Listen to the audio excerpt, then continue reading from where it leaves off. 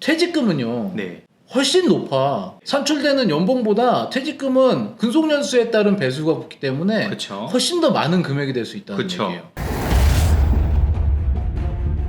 전체 근무기간을 따졌을 때 10억인데 네. 중간정산을 한번 했어. 네. 그 5억을 줬어요. 네. 중간정산에 대한 아까 전에 명확한 사유가 있다. 송건살입이 안 되는 퇴직금은 사실은 법인 입장에서도 되게 부담이 되는 거잖아요. 그렇죠. 그 사유가 존재하고 실질적으로 인정이 되는 상태라고 하면은 이 금액도 송건삽입이 가능해요. 네가 퇴직하는 그 마지막 날까지는 지급을 했잖아요, 만약에. 네네. 그럼 이때부터 퇴직하는 네가 실질적으로 인정하는 그날까지는 얘에 대해서 대여금으로 보겠다 해요. 그럼 가지급금 처리한다는 얘기거든요. 되게 무섭네요.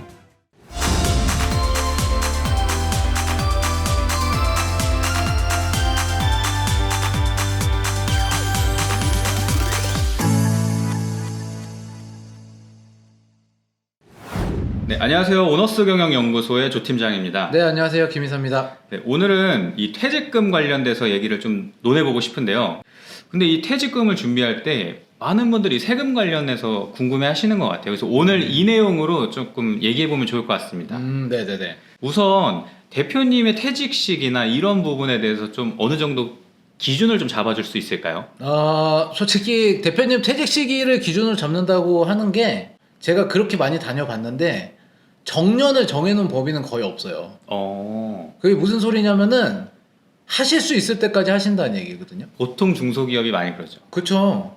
그러니까 이 퇴직금 관련돼 가지고 준비를 하고 계시냐를 물어봤을 때, 그러니까 저는 이분들이 그러니까 다들 퇴직금 그냥 막연하게 지금이 아니니까라는 생각들을 진짜 많이 하시는데, 근데 또 반대로 준비하고 계신 분들도 많으세요. 제가 뭐 임원의 퇴직금과 네. 사실은 임원의 퇴직금과 그냥 일반 근로자의 퇴직금은 좀 다른 부분이 있기 때문에 그래서 그 부분에 대해서 오늘 좀 말씀을 드려야 될 것 같아요.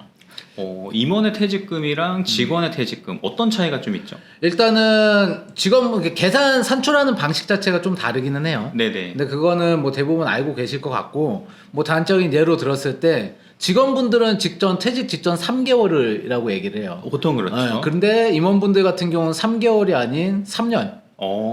퇴직 직전 3년이라고 얘기를 많이 하거든요. 아예 연봉으로 좀 보네요. 그렇죠. 그럴 수밖에 없는 게 직원 급여를 얘 퇴직하니까 3개월 동안 올려주진 않아요.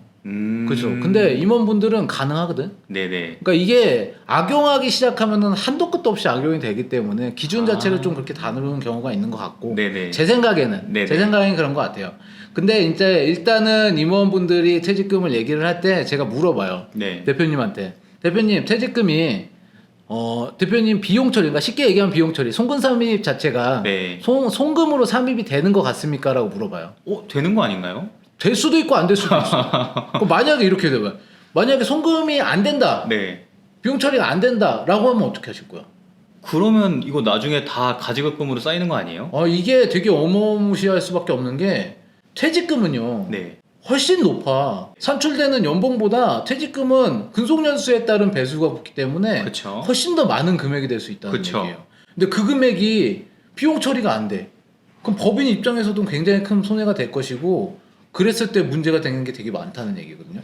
너무 많이 될 것 같은데요? 이거에 대해서 좀 얘기를 좀 더 해주실 수 있나요? 일단은 퇴직이라는 기준 자체를 좀 정확하게 명시를 하셔야 돼. 실제 퇴직이 네. 실제 현실적인 퇴직이 됐으냐, 네네. 그러니까 이런 거죠. 현실적인 퇴직 시냐 아니면 그렇지 않고냐, 이런 부분에 대한 차이도 있어요. 그러니까 만약에 중간정산이라는 상황을 만들어야 될 수도 있고, 네. 그게 아니라 그냥 진짜 현실적인 퇴직이 돼야 될 수도 있고, 이런 부분이 좀 차이가 있는 거거든요. 예전에는 많은 대표님들께서 중간정산을 했던 그런 얘기들을 많이 들었거든요. 네네. 지금은 그런 게 잘 안 되나요? 대표님은 급여가 연봉제시냐 호봉제시냐에 따른 부분을 좀 생각을 하셔야 돼. 연봉제냐 호봉제냐? 네, 그러니까 2016년도를 기준으로 해서 네. 그 전에는 연봉제라는 개념이 아니고 연봉제로 인해서 중간 정산이 가능했어요. 네네네. 근데 그 이후에는 중간 정산 자체가 불가능해졌어요. 왜 그런 거죠? 일단은 뭐 왜 그렇다기보다는 그게 이제 규정이 됐던 거고, 그걸로 인한 악용이 굉장히 많았으니까. 근데 중간정산이 안 된다 네. 라고 하면은 결국은 진짜로 퇴직을 해야 받을 수 있다는 거잖아요. 그렇죠. 근데 진짜로 실질적인 퇴직을 했냐 네. 그렇지 않냐에 대한 기준이 많이 달라진다는 얘기죠. 어. 그러니까 이게 뭐냐면은 16년도 이후에 연봉제라는 건 뭐냐면은 내가 이걸로 인해서 퇴직금을 추후에 받지 않겠다. 그런 얘기란 말이에요. 네네네. 근데 그런 부분들 때문에 중간정산으로 인해서 끊어졌다. 네. 그러면 이미 이전에 있던 건 받은 거야. 아. 근데 앞으로 또 이거 중간정산을 또 할 수 있냐? 그게 아니라는 얘기죠. 네네. 그러면 어떻게 확인을 정확하게 하셔야 되냐면은 이 중간정산이라는 걸로 해서 받을 수 있는 사유가 명확하게 존재를 해야 돼요. 그래야 그 부분이 송금삽입이 가능해. 그럼 지금 시기에는 이 중간 정산이 안 되는데 특별한 사유가 있을 때만 된다라는 거네요. 그렇죠. 그럼 그 특별한 사유가 어떤 건지 알 수 있나요? 예를 들면은 이런 거예요. 만약에 대표가 집을 사야 돼. 네. 그러면은 받을 수 있거든요. 집을 살 때는. 네. 네. 퇴직금이 필요해. 네. 그럼 받을 수 있어. 근데 그것도 어떻게 되냐면은 무주택인 상태가 1년 이상 유지가 되고 있어야 돼. 그리고 내가 세대주여야 해. 그러면은 그 대표가 집을 만약에 구매를 해야 돼. 주택을 구매를 해야 된다 그러면은 중간정산을 해줄 수 있어요. 이건 전혀 몰랐던 내용인데. 그러면 재밌네요. 제가 여기서 하나만 또 물어볼게요. 그럼 만약에 이분이 주택을 구매하는 게 아니고, 네. 이 주택을 지어야 돼. 지어서 만약에 들어가야 돼. 건축을 할 거야. 네네. 그러면 이거 중간정산 사유가 될까요? 집을 짓는 거랑 어차피 집에 들어가서 살려고 하는 거니까 되는 거 아닌가요? 일단은 기준 자체가 맞춰진다고 하면 되는 거예요. 그러니까 1년 이상을 내가 무주택으로 진행이 되고 있어야 되고 퇴직금이 발생하고 났을 때 3개월 이내에 네. 취득이 돼야만 돼요. 네네네. 그럼 또 하나 만약에 이게 부부가 공동명의야. 네. 그럼 될까요? 공동명이면 안 되지 않을까요? 아니요, 이거 대표가 명의가 들어간댔잖아요. 들어가니까 이것도 조건이 되나요? 되겠죠. 그러면은 대표의 배우자가 네. 퇴직금을 받아서 대표의 배우자의 명의로 사야 된다. 네. 그럼 어떨까요? 근데 또 그런 것들은 안 되지 않을까요? 안 돼요. 네. 그러니까 이게 되게 명확하게 있잖아. 네네. 본인이 세대주로 인해서 취득을 한다고 그러면은 가능한 거야. 그건 가능하고. 그러면 배우자가 취득을 하기 때문에 네. 배우자의 명의잖아. 대표의 그쵸. 명의가 아니기 때문에. 공동 명의는 대표의 명의가 들어가잖아요. 네네네. 그치? 부부의 명의가 들어가기 때문에 가능한 거고. 명의가 들어가고 안 들어가고의 네. 차이가 있네요. 그렇게 된다 그러면 명확한 사유가 될 수 있어요. 그리고 뭐 또 다른 거 같은 경우가 병원비. 만약에 대표가 아파. 네네. 근데 3개월 이상 치료를 받거나 요양을 해야 되는 상태예요. 그럼 돼요. 임원이죠. 네네. 임원의 범위라고 하면은 배우자도 포함이 될 것이고 네. 실제로 부양하고 있는 가족이라 그러면 가능해요. 그렇다 그러면은 이제 병원비가 네네. 필요하니까 그걸로 정산을 해서 받을 수 있어요. 너무 재밌는 얘기였던 것 같아요. 일단은 지금 시기에는 보통 다 연봉제로 하기 때문에 현실적으로 퇴직해야지만 퇴직금을 정산받을 수가 있고 중간 정산이 안 되는데 예외적으로 뭐 집을 사거나 혹은 이제 큰 병원비가 발생됐을 때는 중간 정산을 받을 수 있다라는 얘기잖아요. 그렇죠. 그러니까 이런 거는데 중간 정산 받으실 때도 그 안에 절차가 좀 필요해요. 근데 정관 절차라도 얘기를 하면은 뭐 신청하시는 분이 중간 정산에 대해서 신청서가 필요할 것이고 네네.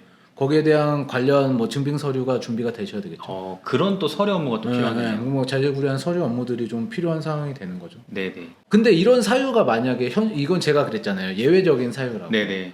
명확한 사유가 없이 만약에 진행이 된다. 네. 돈을 받았다. 그런 경우는 어떻게 되는 것 같아요? 그러면 바로 가지급금 아닌가요? 지금 맞아요. 그게 뭐냐면은 이런 사유가 없는 경우에 네. 진행이 된다 그러면은 대표한테 법인 입장에서는 돈을 대여해 준 게 돼요. 그쵸. 대여해 준 게 된다는 거는 무슨 소리냐면은 결국은 대여금이라는 말 자체가 계정값을 어떻게 놓느냐에 따라서 네. 차이는 나겠지만 결국은 갚아야 되는 돈이라는 그쵸. 거죠. 갚아야 되는 돈이다. 그럼 얘기했던 것처럼 가지급금의 형태로 나타날 수 있죠. 그렇게 된다고 하면은 말 그대로 가지급금 송금삼이 안 되잖아요. 맞아요. 이런 경우도 그렇게 되는 거죠. 너무 재밌는 토픽이었는데요. 그 다음으로 많은 제가 질문 받았던 것들 중에서 네. 이 무보수의 기간을 거친 그 대표님, 네. 그런 분들은 이제 퇴직금 지급 기준에 그 기간들을 포함하는가 이런 질문을 많이 받거든요. 그러니까 이게 대표님들 법인 처음에 설립하시면은 돈 없잖아요. 그쵸. 돈 없으면 어떻게 해요? 대표님들 돈 급여 못 받아가시는 분들 네. 대부분이잖아요. 그쵸. 그 기간이 내 근무 기간과 연출이 되냐 안 되냐 이런 얘기 하시는 거잖아요. 네네네. 근데 이렇게 계산하시면 될 거예요. 만약에 실제적으로 거기서 근무를 하고 있었냐 안 하고 있었냐를 기준으로 하면은 제일 편하실 거예요. 근무를 하고 있었냐 안 네, 하고 네. 있었냐. 네. 그러면은 만약에 실제로 근무를 하고 있었다, 근로를 제공하고 있었다라고 하면은 그러면 그 기간으로 보시면 되는 거고. 근데 만약에 그게 아니다. 네. 라고 하면은 사실은 뭐 원론적으로 얘기하면은 빼셔야 되는 게 맞는 거고. 아. 그러니까 음. 무보수 기간 때도 대표님이 근무를 하고 있으면은 이것도 퇴직금 그 기간에 속할 수 있다라는 얘기죠. 그렇죠, 그렇죠. 어.